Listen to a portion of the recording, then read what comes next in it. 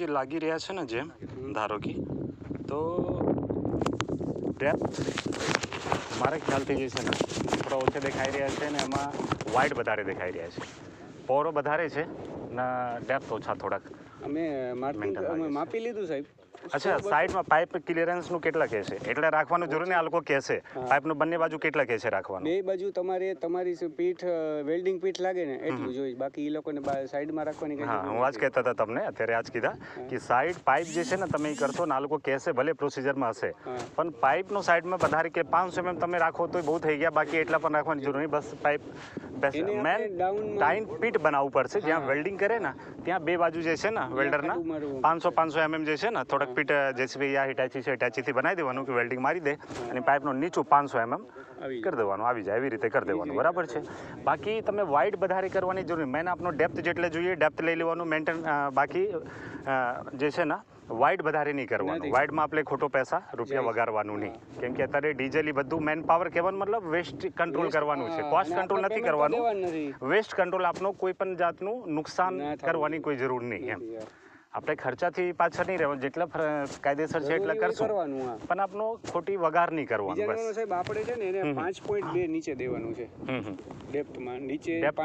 નીચે ને તળિયું છે ને આપણે 5.2 દેવાનું છે, ઉપર 6.6 એટલે વી આકારથી આની આપણે લાઈન બનાવી દીધી, વી બનાવી દીધી. એની અંદર એક 1900 ડાયાનો ને એની એ બેની વચ્ચે કંઈક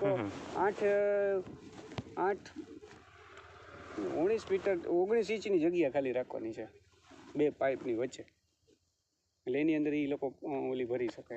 બે પાઇપનું વચ્ચે એટલે બે પાઇપ છે ને આ બેની વચ્ચે 19 ઇંચ કંઈક જગ્યા રાખવાની. એટલે વેલ્ડર વાળો વેલ્ડિંગ મારી અને નીકળી શકે કે કદાચ એને જવું હોય પાછું તો જઈ શકે.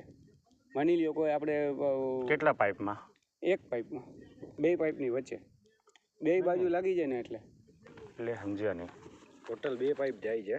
જો આ બે પાઇપની વચ્ચે નીચે છે ને ડિસ્ટન્સ રાખવાનું છે. તો ડિસ્ટન્સ બે પાઇપનું વચ્ચે તમે ડિસ્ટન્સ કઈ રીતે રાખશો? શું કામ રાખશો અને કઈ રીતે રાખશો? આ ઓલો પાઇપ આપણે ફિટ કરવા માટે જાય પ્લાસ્ટિકની પેલા છે ને આપણે લોખંડની મારી દેશું. લોખંડની લાગી ગયા પછી એની સાથે સાથે ઓલી જે જીઆરપી લાઈન છે ને પ્લાસ્ટિકની લાઈન છે આ સાઈડમાં જઈ રહ્યા છે જીઆરપી પાઇપ. આ જે પડી ને એ જ આપણે જ ફિટ કરવાની છે. ફિટ કરવાનું છે પણ આપણું જે મેન એમએસ પાઇપ જે નાખશું એમનું સાઈડમાં જશે એમનું ઉપર જશે એમનું બાજુમાં, બરાબર? એટલે પેરેલલી એમનું આ લાઈન પર નાખવાની છે. બે હારે હા, એટલે જગ્યા શું કહે છે આ બેનું વચ્ચે છે ને 9 ઇંચની જગ્યા જોઈએ. 9 ઇંચ ને? હા, વાંધો નહીં, આ તો મળી જાય. એટલે આ જે આપણું તળિયું છે ને આ લાઈન ને આ લાઈન છે ને એ 5.2 એને દેવાની છે કુલ. 5 મીટર 200. હા, એની અંદર એ બે લાઈન સમાવેશ થઈ જાય. જ્યાં પીઠ આવતી હોય ત્યાં પીઠ આપણે કરી દેવાની, બાકી એમને ઓલી આવે છે એના આટા મારી દેવાના છે જીઆરપી લાઈન. હા, બરાબર છે.